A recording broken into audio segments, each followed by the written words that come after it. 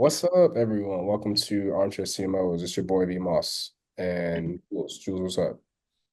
Yeah, I'm Jules. How's it going? It's great. How are you? I'm doing all right. We're both coming off of very exciting weekends of interesting plans in other cities. So if we seem tired, that's why.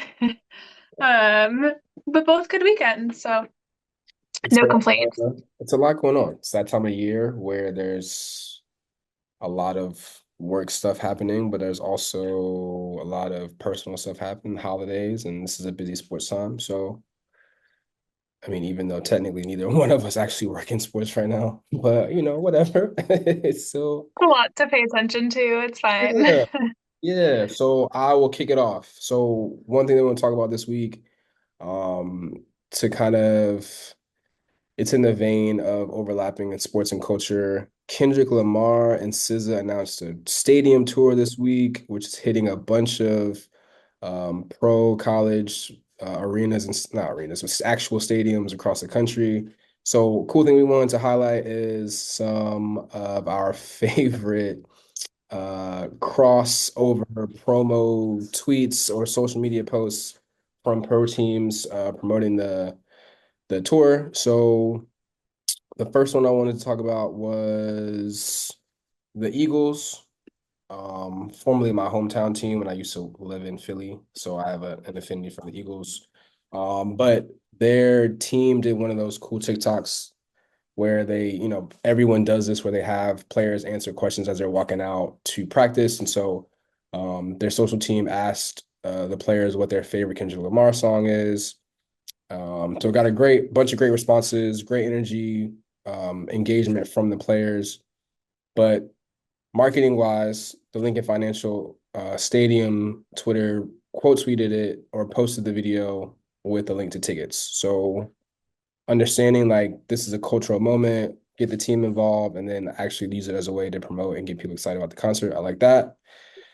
Next up was New England Patriots. So one, they had a picture of Tom Brady yelling, a photo of him yelling, and then they added the caption that Kendrick's has become popular from Kendrick's song TV Off. He's yelling mustard is the caption, which is another way to show the connection between what's happening with the Patriots and Kendrick Lamar with the album that came out. But most importantly, to promote the tour specifically, they have a wide receiver, I think, Kendrick Bourne, who's on the Patriots.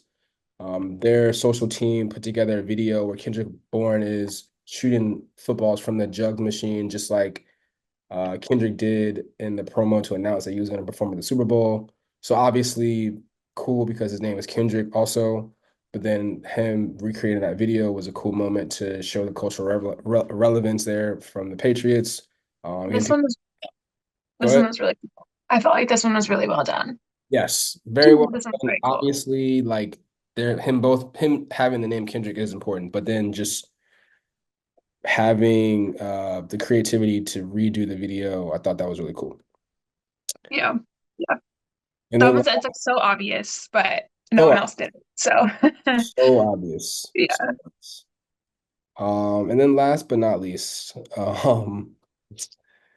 have to mention that the fact that not only is the tour stopping in Toronto, which is the home of Kendrick Lamar's arch nemesis, Aubrey Drake Graham, his hometown MLB team actually promoted the tour, like not just mentioned it, posted the tour uh, image poster from the Toronto Blue Jays account, which is like a big deal. On top of that, now granted, they didn't do anything like inflammatory. They didn't mention the beef or anything. They just simply posted it and said, "Hey, Drake and SZA coming to Rogers Center, blah blah blah," which is like at minimum, if they're gonna have a tour there, they should do that. Like there should be like whatever is happening in Toronto, if there's not enough, if he doesn't have enough pull to tell them not to have him do the tour there, then this is a simple enough tweet that has to get done in order for people to know that the tour is coming there and they got to sell tickets, first of all. But the fact that ultimately they added another tour date for Toronto this week. Is actually kind of crazy. So interesting to see how that goes. Like I think, like I said, Toronto Blue Jays has got to do their job. They got to help the Rogers Center sell tickets for that because they're having a tour there. But of course, social media was on fire with the fact that Kendrick is going to Toronto 3 times. That's crazy. I do wonder where does Drake perform when he's touring in Toronto? Is it the Blue Jays Stadium or is it somewhere else? I don't know that he's ever done the Blue Jay Stadium. I think he's always done it at Probably some arena, probably where the Raptors play. hold on, I think it's also The reason I ask is because that could be why, like you're saying, if he doesn't have enough pull to get him not to perform, like that actually could be why Kendrick is performing at that stadium compared to another. Not important. oh no, no, no. It's The main important. It's like the main point is there remains the same. Molson Center is now called the no, that's in Montreal. That's not the same. Budweiser stage, commonly known as Molson. That's what it is. So I think and he used to have his OVO Fest weekend. I think he performed at the Molson Canadian Amphitheater. Oh, okay. And that is not where the Raptors play. The Raptors play at Scotiabank Arena. Shows how much I know. But bottom line But is, to your point, I think your point is correct. I don't think he's ever performed at the Rogers Center. yeah. Um, and we know money like drives decision making. So if the Blue Jays stand to make money from hosting Kendrick's tour, then so be it. Right. I can't help every time I think of crossovers of like sports and music. You know that one Kanye line, not to quote Kanye in 2024, but where he's like, sports and music are so synonymous. They want to be us, we want to be them, or whatever, however it goes. Do you know what I'm talking about? I couldn't stop thinking of that this whole all of today as we were talking about this. So, That is a um, that is a very common thread. That actually, funny enough, that was a huge part of the speech that I gave to the kids at BCU a couple weeks ago. When I'm talking to them about like NIL and the creator economy, right? Like the middle part of it was like I kind of took them on this journey where when it started, everybody wanted to be like Michael Jordan, but then Jordan Brand did all these rapper entertainer collabs because of what you just said. Like rappers want to be ballers and ballers want to be rappers. So yeah, um, anyway, yeah, smart crossovers, interesting promos. On the topic of Toronto, um, Toronto, big did week for you, Toronto. sorry? So it's a big week for Toronto. Big week for Toronto. Did you see well first the WNBA franchise in Toronto announced their name, but before that happened, it actually got leaked um, by the WNBA. So it was like Wednesday or something that the Toronto Tempo, that's going to be their name, announced their name. But it was just the day before that somebody posted a screenshot of the WNBA website accidentally hosting a menu option to the Toronto Tempo, and everyone's like, "Oh, did that just get leaked?" I thought about this though, and I thought it could be that like they were meant to announce it Tuesday and something happened and they had to delay it. You know, like it doesn't necessarily mean it was a leak, but Right. anyway, the drama, I loved it. And then whenever it was Wednesday, we actually got to see the Toronto Tempo branding and the rollout, the name rollout, which contrary to maybe like our very first podcast about the Utah hockey team, Mhm. I actually think that the team, the office, front office there did a really good job with the rollout. There's a whole explanation as to like why they chose the name they did and why they chose the colors and the design of the logo that they did. There's like a cool video posted. Um, so I thought they did a really good job. I personally like the name. I've seen some mixed reviews. What do you think about it, Vaughn?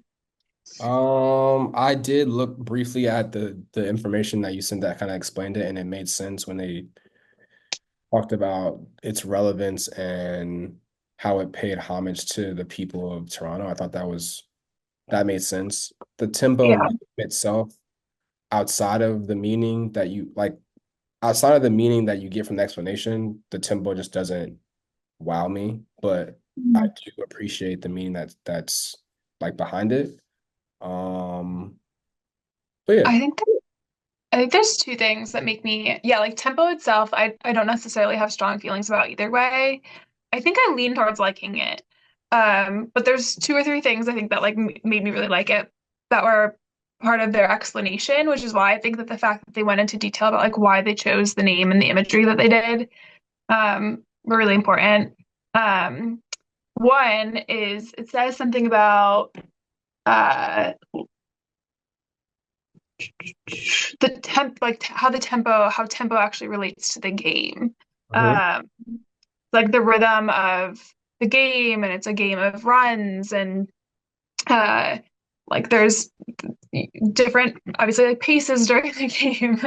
So I feel like the ties that they made, I'm trying to find the exact uh quote, but I don't think I have it. The way they actually like tied it to the game made me really like it. Um, Obviously, Canada has the province of Quebec, um, where they speak French, and so they noted that tempo in French is actually still just tempo. So they made sure to choose a name that works in both French and English, which I think is huge and very smart thinking. Mhm. And like they're some of what they have on their website, they're like, we're going to be Canada's WNBA team. Like they're going to play kind of all across Canada. So they've wanted to engage the whole country, not just the city of Toronto. So I think the name makes sense for that reason. And then, yeah, to echo what you said about how it actually ties to the people of Toronto, it says something like this new brand identity was inspired by the rhythm of our city, our country, and the game of basketball. It's what you feel when you step into the streets of the city and the energy of the people who call Canada home, which I think is well written, but also um, is just like a great explanation behind the name. Um, I will say the one thing that I don't know if I love it or not, actually, but the branding does look, we'll post a picture, looks a lot like New Balance logo. I guess Tempo is about speed and New Balance was like a running shoe or something. So you can kind of see how there might be some similarities, but it does definitely give New Balance. Don't hate the New Balance branding though, so I'm not mad at it, but just in terms of like differentiation, I wonder if they'll have any like complaints there, but I mean, it looks to me it looks like the Pacers logo, like I Pacer, mean, fair too, which that's almost a similar like Pacers and Tempo to have Pacer. a similar. Like if you had like the Stars and the Astros in the same league or something, you can understand how their logos might look kind of similar. See how the Pacers logo has like the The line same the lines. in the P, and this has the lines that are around the ball, but the T is inside the ball. So it's like almost reverse or inverted. Someone else said too, tempo's easy to pronounce, which they have going above the Specters. And is it Valkyries? I think. See, but I had to ask. So What is tempo, Specters? sorry? What is Specters? I don't know. Looking at you, Skepters. Is that I the is say that the fully quoted that. Sorry? Portland team? It's Toronto hockey. Oh, okay. And then you were saying the Valkyries and Golden State. Yeah, like Valkyries is unique because I just don't think that anyone knows what it is. But it's a cool, I think it's got lots of cool like opportunities to be creative, but I think We'll see. One other thing, I guess I want to ask you this. I'm curious for your thoughts. They're not going to have a team. They're not going to start playing until May of 2026. And Toronto. I wondered if you thought, like, what do you think of that timing? Um, Is it too early? Do you think they're going to do more? I don't think that they like. Do you I think it think matters? I think in this climate with how important, like how fast the league is growing and how they're trying to catch lightning in a bottle, I think the sooner the better. Like it really doesn't take that. Like, what is it really? What do you really need to do? Like, you don't have to. I'm assuming they're not going to have to build a stadium, or I mean, to build an arena. So, if you've got the money and the support, I'd say just go for it as soon as you can. Yeah, I don't necessarily disagree, but I did notice Yeah, because you don't miss the wave. sorry, So you definitely don't want to miss the wave. don't want to miss a wave. Yeah. Um, True. And maybe they were kind of capitalizing on like the Valkyries press too. So let's just talk about both expansions at the same time. There's a Portland expansion too. That's what I was talking about. Like, I don't know when they're supposed to come. Maybe it's the same year as Toronto. They've announced their name though, right? I don't think so. It doesn't look like it. And it does look like they'll be 2026 also. Gotcha. So that's cool. Yeah, lots of big news coming from Toronto this week. I guess also a big week for WNBA because it's also their schedule, the week that they all released their 2025 schedules.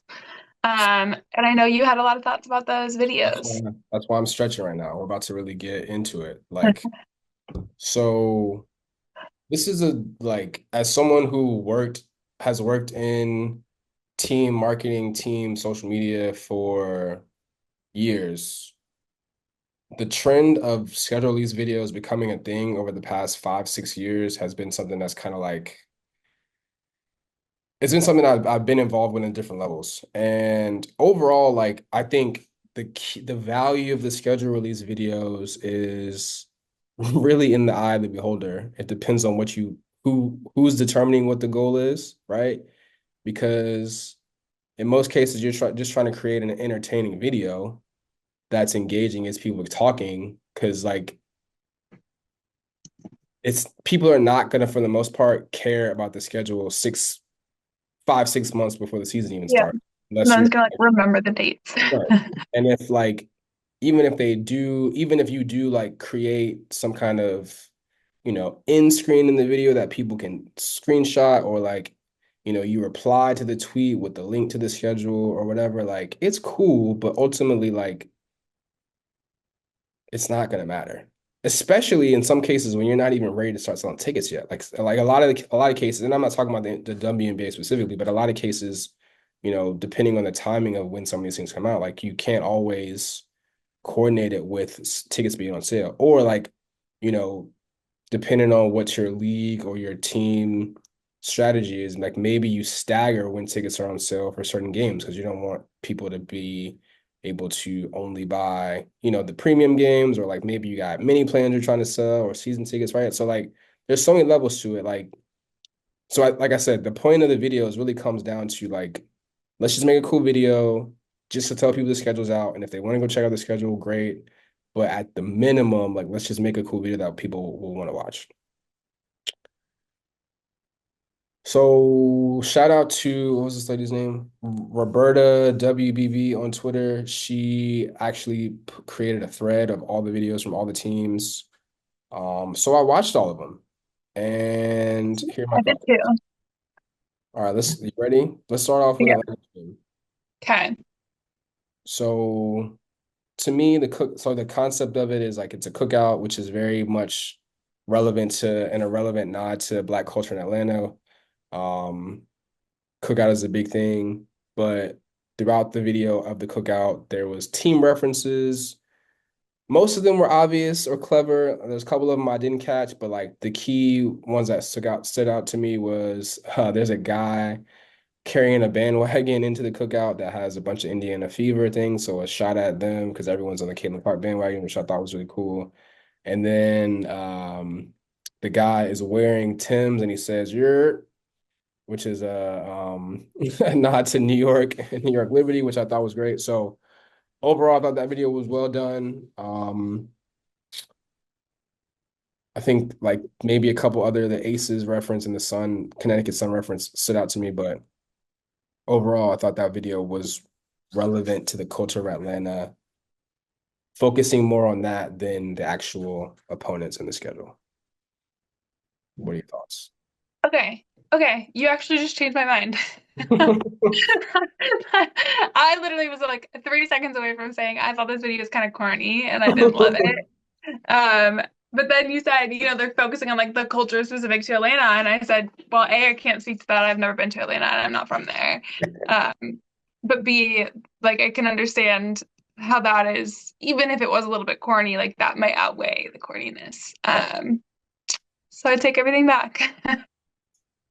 Like not all of them were like super in your face, but the ones that needed to be were, which is like those two that You're I like, mentioned are important. Caitlin Clark is important yeah, to make people pay attention to, and then the Liberty because they won the championship. So, but like the Aces one was easy because they were playing cards and they put the ace down, and like the Connecticut Sun one was like them spraying suntan lotion on. So like that was cool. Like I thought that again, like if again, like that's the point. Like what's the goal of the video? Like as we go through the rest of these, some of them focus a little bit too much on some very like in-depth team yeah. dynamics that okay, let's move on. Chicago Sky. Chicago, this might have been, this is in my top two. Top is, Ooh, how many is it? One, two, I think, what is it? 13, whatever. 13, something like So that. I love this one a lot because it was using a very popular trending video format on TikTok and Reels, which is the suspect running, and you're like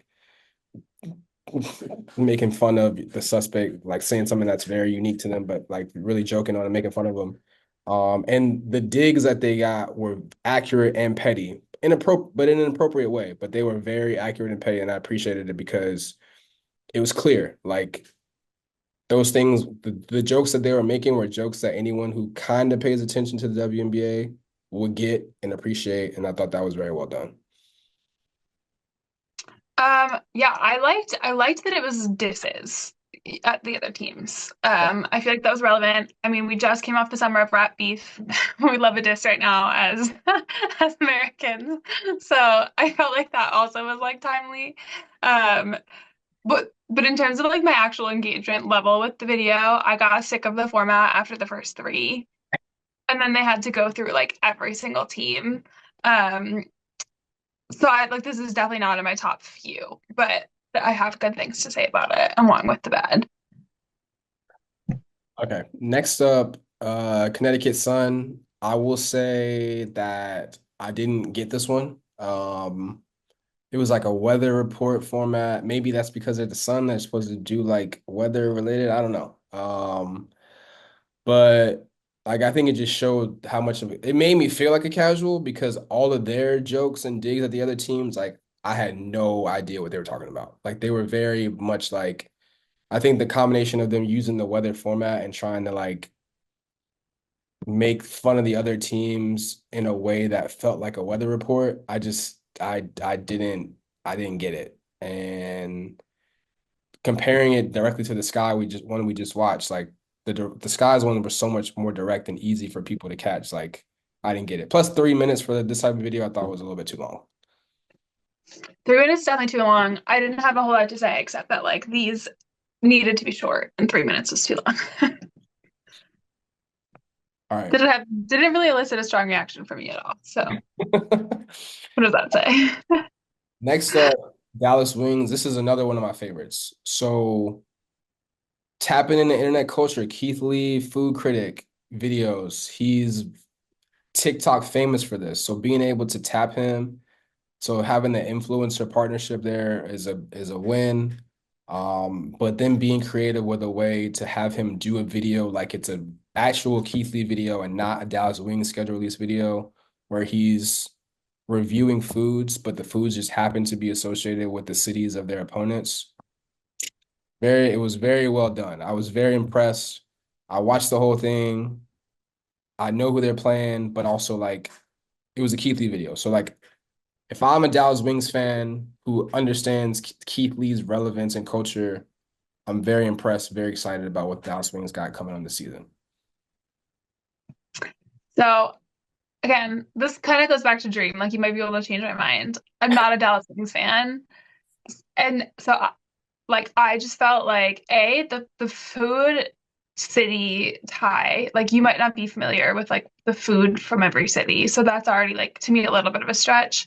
But this was one I felt that focused too much on the other cities and not enough on Dallas. Like I felt like there was no actual like Dallas tie or like no strong Dallas tie here where like everything that they talked about was something that was specific to the other cities. So like I learned more about their opponents than I did about them through this video. Got you. I I I get that. That makes sense. That was my complaint. I have that complaint about like a fair amount of these. Like, like I didn't get a feel for the culture of like your team in your city. I've got a feel for all of your opponents, which I think is the opposite of what the goal was with some of these. So That's true. I mean, I guess if you're trying to just like in that Keith Lee video example specifically, like you're trying to make people associate his positive or negative reaction to the food to remember the date or the days, pay attention to the dates that you're playing that. I don't know. Again, back to my original point is like these videos are very like you to the gotta eye of the be, beholder. yes, you gotta take it for what it is and be cool with what it's not. Okay, speaking of that, next up, the expansion, Golden State, Valkyries. Not gonna give them a hard time, right? I thought that this was a simple video, just very short and sweet, just to get people excited about the fact that they've been working for a while to get things ready for the team to be ready to play. But it wasn't a lot about the schedule and wasn't a lot about the team because there's no team. Like they just had the expansion draft a couple days after this thing came out. So, kudos to them for participating and doing it in a way where they didn't need to do too much. They just wanted to participate because they're new and understanding and having the self-awareness to know that we can't really spend a lot of time on this to go crazy because it's like we haven't done anything yet.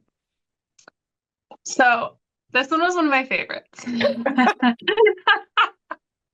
And I'm thinking, and the more I think about this, we have different backgrounds, right? Or not backgrounds, but like different focuses. Yours as like a digital content guy, branding guy, is on like creating cool, engaging content. Mhm. Mine as like a driving conversions girl is like what is quick and gets the message across? Like what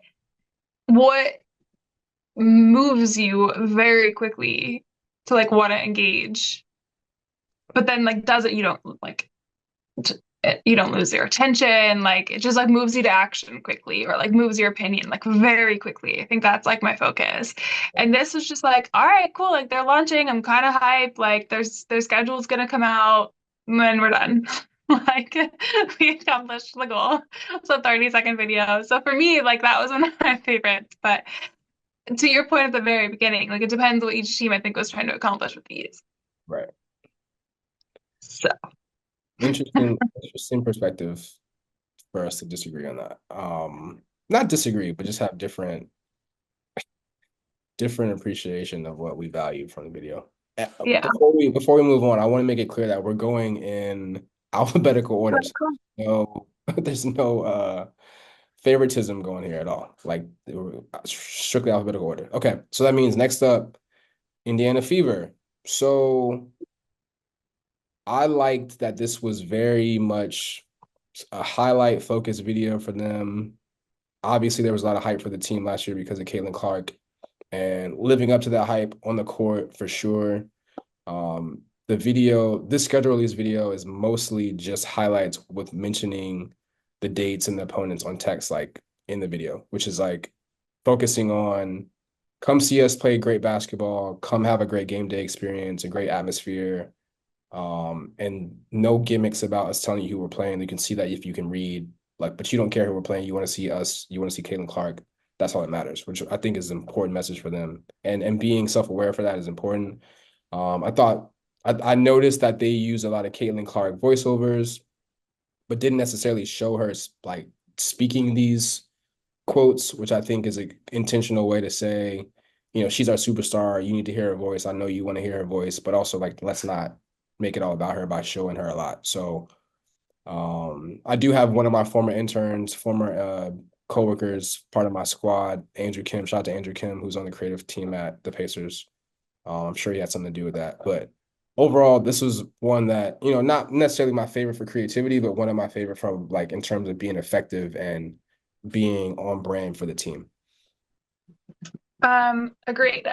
This is also one of my favorites for all of the same reasons I just said. It was short, it was quick, it was to the point. It like moved you quickly, it got you hype about the team. Um, but it wasn't too long. I do like the use of Caitlin Clark's voice because you also like her voice is recognizable. Like she's famous enough that you knew it was her without them showing you that it was her. Um, so also one of my faves. Right. Oh, the other thing I'll mention about this one, which is interesting, I don't know how if I have any real conclusions, but this is one of the only ones, if not the only one, that was like sponsored by LaCroix. Mm, Um, so I think it was like smart of them at least to like sell this space, yeah, if nothing else. I think the Liberty one is sponsored by Ticketmaster, and But was it sponsored though, or is that just part of their like stadium agreement? I don't know. I don't know if they sponsored the video itself, but their logo is on the video. And I don't know if it was Phoenix or LA, but one of them had an end and animation like with their logo that animated with the sponsored. Liberty is presented by Ticketmaster, which could just be like that could be a stadium sponsor, Right. an arena sponsor, and they like that could be part of that agreement. Versus, I think like the LaCroix, maybe not. I don't know, but the LaCroix sponsorship could have truly just been for this video, or they could be like a broader team sponsor. I actually don't know, but I just noticed that, Yeah. which I felt like was worth mentioning. All right, who's next? Aces. So the Aces used the Key and Pill Obama handshake meme video and just kind of put their opponents on the faces of some of the people in the crowd that fake Obama was giving handshakes to. Another good use of internet culture. Showing my being a casual again. There were some I didn't necessarily get the relevance or like the significance of who was getting a hug and like a dap and a hug, and who was just getting a firm handshake. Like I didn't know what the difference is between the people that they assigned, like the opponents they assigned to that, but like maybe the people who were the rivals were the ones who got this strong handshake, and maybe there's teams that they actually are cooler with that got hugs. But I want to say that I did appreciate, and it was really cool how they incorporated the expansion teams, Portland, Golden State, and Toronto. So Portland was like the one interaction between Key and Peel where he's like happy to see him and gives him a long hug. And then Golden State, I think, was the one where it was a little baby. And, Mm, and that's cute. he was like, I want another one. And then Toronto was like another baby that he shook like baby's hand. So I thought it was cool. I like I said, I didn't get like why certain teams are assigned to certain people in the video, but at the same time, I do think it was a good use of internet culture that was like a good way to get people excited about the schedule. Yeah, I agree. I liked this one for that reason. Um, there were some other, well, maybe at least one other like no, two other like tapping into the internet culture, which I just don't think like translated as well. But for some reason, I felt like this one was just a good fit, like a better fit than some of those other ones. Yeah. Okay, Los Angeles Sparks. I thought this was a cool idea. I mean, they had the mascot go to a record shop and like pick up albums, and the albums were of artists who are from the opponent cities. I just think it wasn't clear enough, and I think that for like for casual music fans, right? I don't know that they know that all those people are from those places, but I do think that it was a cool idea. Um, a general, I had this in my notes for later, but just a general mention of a theme in some of these, and just in general and content for sports, like using the mascot and stuff is very difficult because the mascot can't talk. So like you can't give context. You just have the mascot doing a bunch of stuff. So like having a mascot go in a record shop and like look at albums that were supposed to help tell you who they were playing based on where the artist and the album was from, like too much brain power. Like without any context from the mascot being able to talk about it. This one was a good try, but like didn't really resonate with me. I have the same complaint here as with oh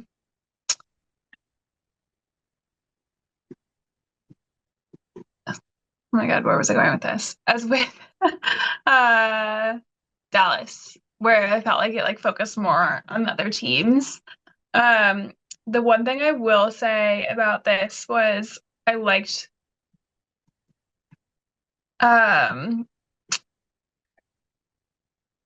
oh wait, am I mixing these up? My notes might be mixed up. Okay, nope. Just same complaint as Dallas. Where I'm like, I learned more about the other teams than or the other cities than I did about them.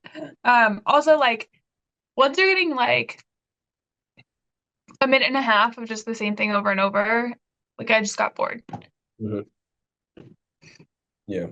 So moving on to the Minnesota Lynx, I think that the they actually did a much better job in terms of incorporating music into their idea. They basically made their own version of Spotify wrapped motion graphics. So that allowed them, because they were able to add the context with the text in the motion graphics, to be able to text and graphics, because they created their own album covers based on different music, kind of like interpolating music titles and album covers from popular artists that were able to make connection with the opponent. So like you were able to read and see it. Like you could visually see the message that they were trying to convey in a different, like more concretely than what the Sparks were doing with trying to have the album. Like you could see it, which was, I thought, a better job of using music as a way to get people excited about the schedule. This one I was impressed with. I liked the Spotify Wrapped idea. I felt like that was very, very timely. And that was like just immediately more engaging than a lot of the other videos, which I haven't been as positive about. Because like everything was wrapped this week. Like that was like the corporate meme of the week, but also like that's what individuals were like posting and interacting with. Um, what I'm impressed with is I saw something that said this actually came out before Spotify Wrapped did. So there was Right. like a lot of foresight and research and like strategy that went into this. They said like what is big this week? What's gonna be big that week? Right. And like let's make a video related to that. And so there was like actual thinking involved in this as opposed to like latching on to maybe a trend that's on its way out. Sure. Which is a little bit how I felt about the suspect trend with the sky. Like that's it's like almost getting a little bit old. You, Where like the Spotify rap corporate meme like videos were like brand new for this week, you know? yeah, I don't, maybe you're not, maybe you're too perpetually on the internet that you're tired of the suspect videos. Like I've only seen like a handful that I just watched. That's generational.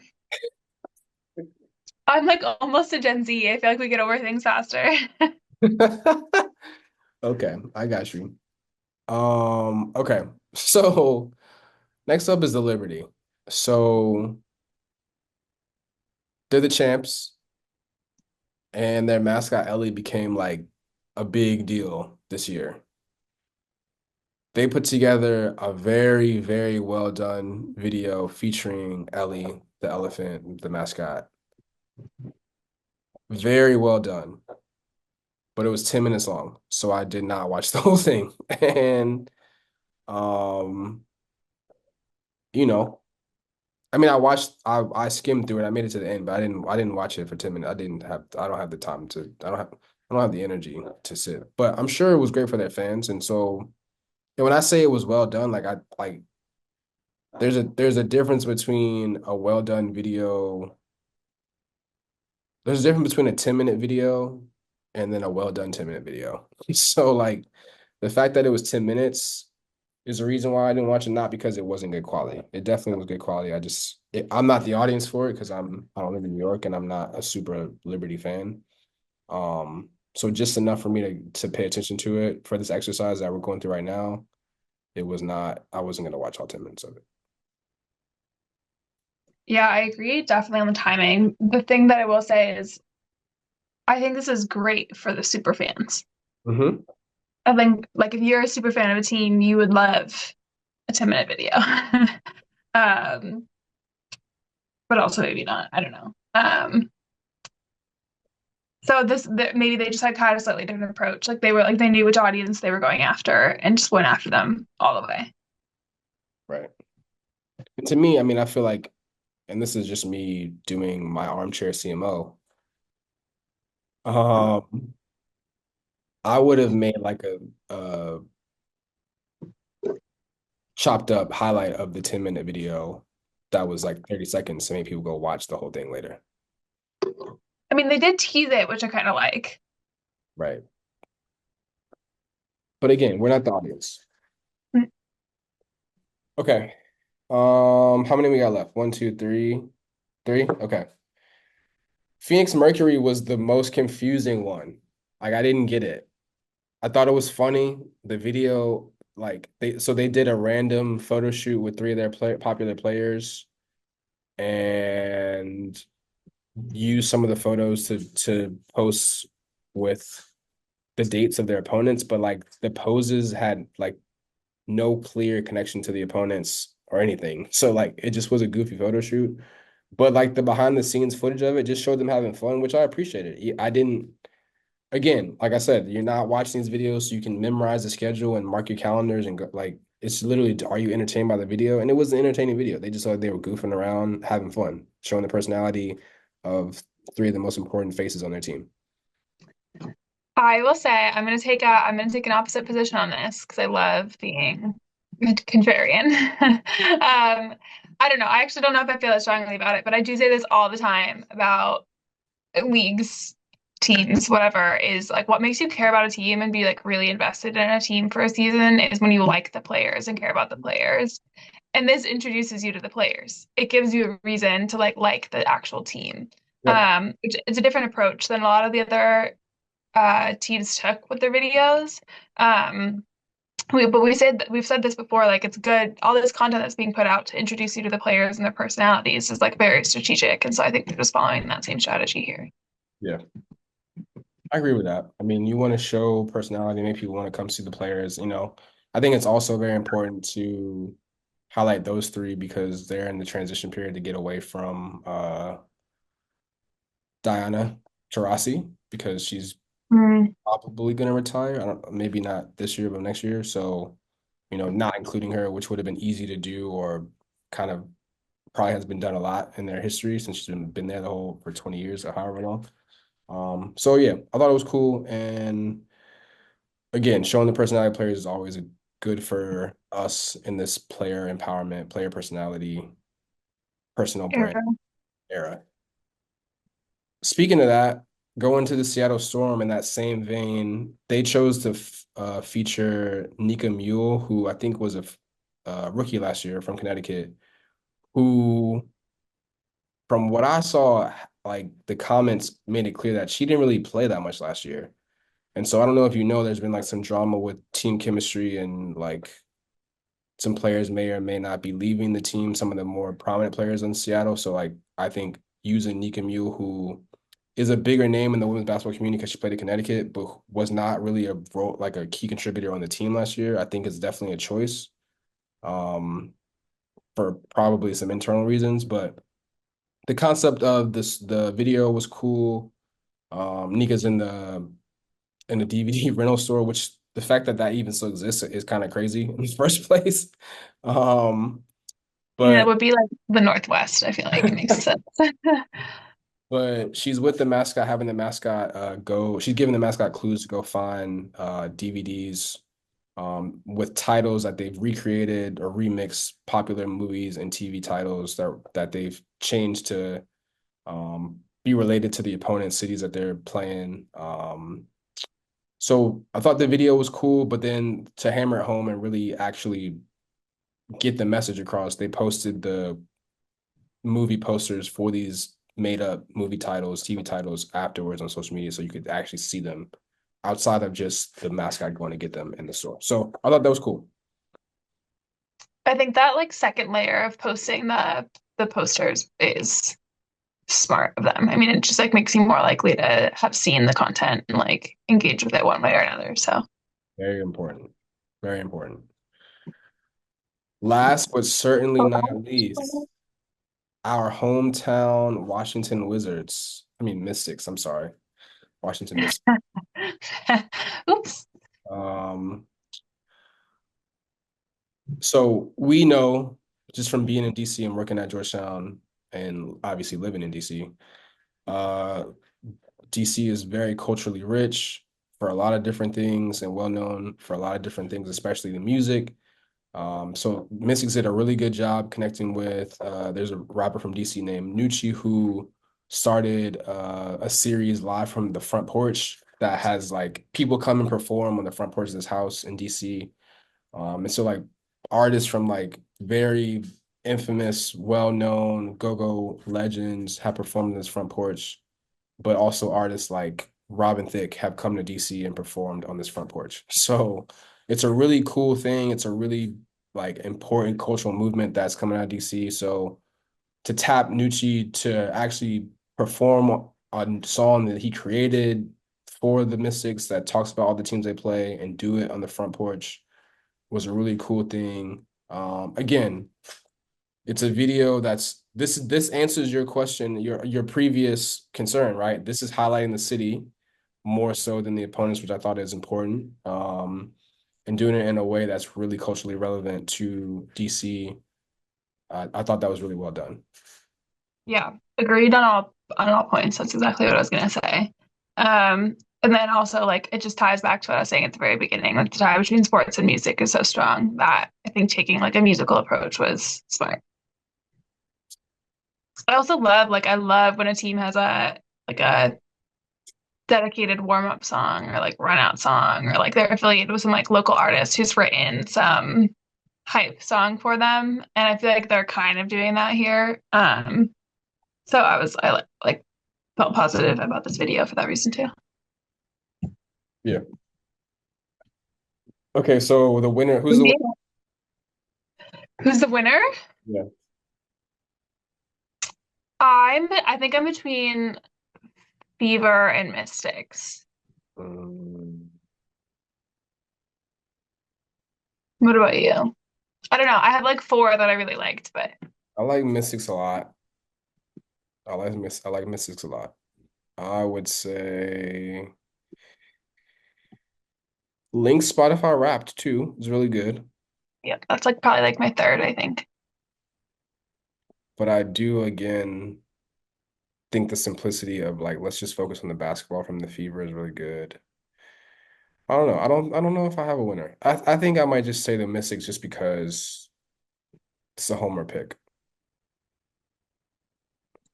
See, there's one of them you said one of my faves, but I don't see it. My other like runner up, my other uh what's the word? Consolation bracket winner, maybe. Um, I think is the Key and Peele skit. Right. Whoever did that one. Who did that one? The Aces. So there we are. Talk about NBA, WNBA a lot on here. I mean, they're There's a hot. lot going on. I know there's a lot going on. That was like some real in-depth armchair CMO stuff right there. Kudos to us. Yeah. Can you kudos yourself? I said to us. I So know. That's my point. We deserve it. I'll say kudos to you for the idea, and then you can say kudos to me for just having opinions. And kudos to us for not agreeing all the time. That's a very important aspect of the show. Or like often, rarely. We don't agree usually. But you're right. Like creates, you know, helps share different perspectives. All right. Well, great conversation this week. Sorry we weren't here last week. Took a break for Thanksgiving. But we will be back next week with some more fun stuff. We don't know yet what's gonna happen, but we'll be here to talk about it. No idea. Pontificate about it No idea. from our armchairs. All right, Jules. Good to see you. You too. Thanks, Vaughn. Talk to you later.